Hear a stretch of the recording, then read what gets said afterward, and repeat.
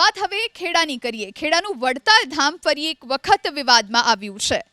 લંપટ સાધુને ભગાવો, વડતાલ ગાદી બચાવો, આવા લખાણવાળા બેનર સાથે આજે હરિભક્તો પહોંચ્યા વડતાલ સ્વામિનારાયણ મંદિરે અને મંદિર પરિસરમાં કર્યા સૂત્રોચ્ચાર। હરિભક્તોના રોષ પાછળનું કારણ હતું વડતાલ સ્વામિનારાયણ સંપ્રદાયના સાધુઓની એક બાદ એક કરતૂત બહાર આવવી।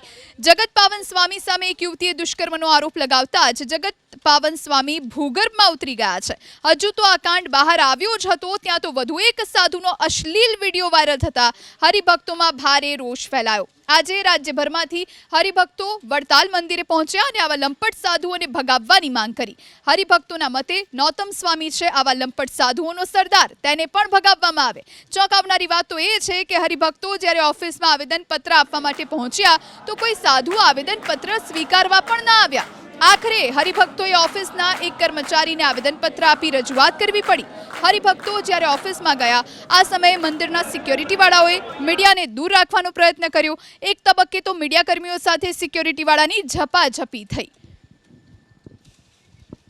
તો દ્રશ્યો જુઓ આપ, આ ઝપાઝપીના દ્રશ્યો છે જ્યારે મીડિયા અને આ સિક્યોરિટીવાળા સામસામે આવી ગયા।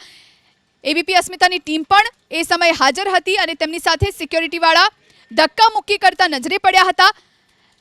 કવરેજ માટે ગઈ હતી ટીમ।